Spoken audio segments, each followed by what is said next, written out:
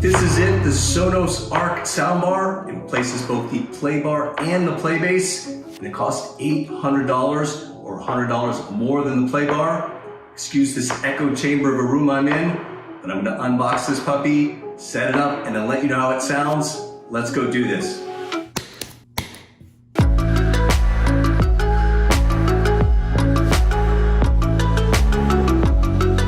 Okay, I've got the Arc all set up and I've given it a good listen. And really, there are a few things about it that make it stand out from other soundbars. For starters, it's really stylish looking. It also sounds really good for a soundbar. One of the big challenges for standalone soundbars, by that I mean one that doesn't come with a separate subwoofer, is that they just don't have a lot of bass usually, but this doesn't feel bass shy, or at least you don't feel like you're making a big compromise. If you don't get a subwoofer, you can get one, but it doesn't make you feel like you're making a big compromise by not having one. It also has a nice wide sound stage. Obviously, the biggest difference between this and the play bar is the design. Sonos wanted to have a less boxy look and went with a rounded, more cylindrical shape. The Arc naming partially refers to the single piece 270-degree grill that the speaker is wrapped in. It's definitely sleeker. I really do like the new design. It has kind of a softer look, especially in the white color. You can place it on a flat surface or mount it on the wall with a bracket you have to purchase separately for $79. The speaker is longer than the play bar and is equipped with more drivers. Sadly, I only have a 43-inch TV where I'm living these days, and the Arc looks fine with it, but it really is meant to be paired with a TV that's 55 inches or larger. It has a total of 11 drivers, 8 elliptical woofers, including up-firing drivers, and 3 precisely angled silk dome tweeters. The play bar has 9 drivers, 6 of them woofers, and 3 tweeters. Meanwhile, Sonos' $400 Beam soundbar, yes, it's sticking around, has 4 full-range drivers. Like all of Sonos' speakers, this is easy to set up using the Sonos app for iOS or Android. For iOS and iPad OS users, there's also the TruePlay auto calibration feature that tunes the speaker to your room. That said, if you've got a weirdly shaped room, you're less likely to hear surround effects. The speaker performs best in a boxy enclosed room. You can add the Arc to a multi-room music system with other Sonos speakers. For wireless audio streaming, it only uses Wi-Fi, not Bluetooth, so you have to have a Wi-Fi network to connect it to, or an Ethernet jack with internet access. There are 2 ways to connect it to your TV. Most of you will use the HDMI Arc port on the back of your TV. Arc stands for Audio Return Channel and allows you to distribute the audio from multiple HDMI inputs to an audio source like a speaker. It's also able to pass high-resolution audio like Dolby Digital Plus. Some might say the name of the speaker is also a reference to that port. If you don't have HDMI, the other option is to go with the optical connection on your TV. An HDMI to optical adapter is included. That's how the older play bar and play bass connected to TVs. The newer Beam soundbar uses HDMI. However, if you use an optical connection, you can't get Dolby Atmos, a more advanced version of surround sound that adds the dimension of height to your movies and music and places sound more precisely in a 3D dimensional space. It only works over HDMI. How you get Atmos sound is both easy and complicated. For starters, you need the right TV or streaming video device connected to your TV.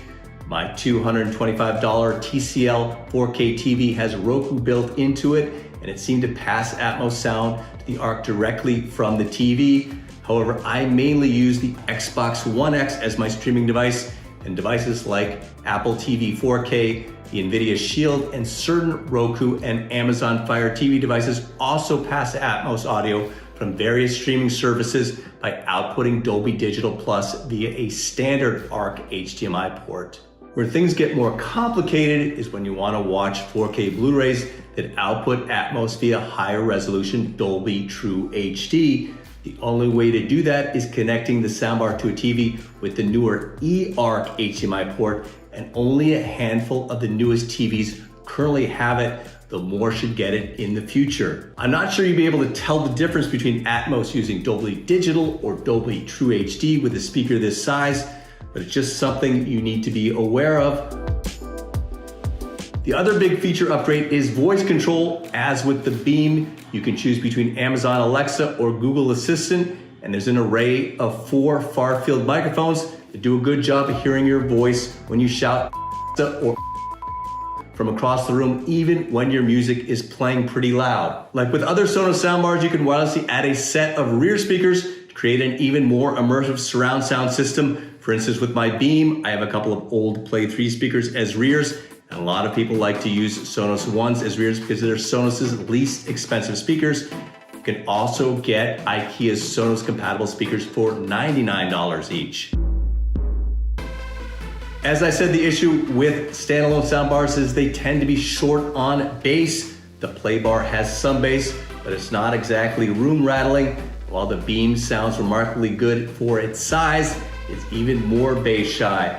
The Arc is the Sonos soundbar for those whom the Beam just isn't enough. It costs twice as much, but sounds at least twice as good. While you could add a subwoofer, Sonos just updated its $700 sub with a new chipset that gives it more processing power and brings it up to date with the company's new line of speakers that use Sonos's new S2 operating system and app. Not everybody does want to buy one of those, however.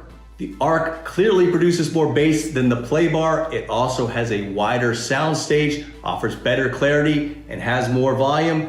That all comes across both when you're watching movies and listening to music. You still might want to add a Sonos sub if you can afford it, but the point is this soundbar seems less bass compromised than previous Sonos soundbars and most other standalone soundbars out there right now.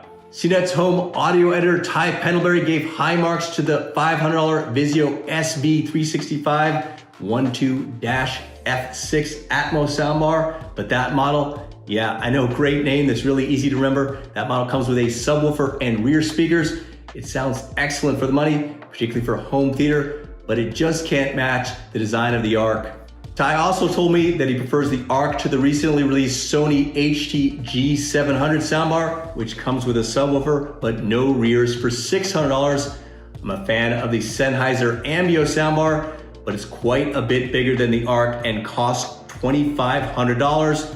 At $800, the Arc is a bargain by comparison. The long and short of it is there are other Atmos soundbars like the Vizio that cost less and sound excellent, partially due to the inclusion of a subwoofer. However, the Arc is certainly sleeker looking. It also sounds impressive and is really easy to set up. On top of that, you can integrate it into a Sonos multi-room audio setup for music or home theater. I'd certainly be tempted to upgrade to it from the Playbar just based on its design, but only if I had a place to put my old Playbar or if someone was willing to offer me a few $100 for it. I'm David Carney for CNET.com. Thanks for watching, and let me know what you think in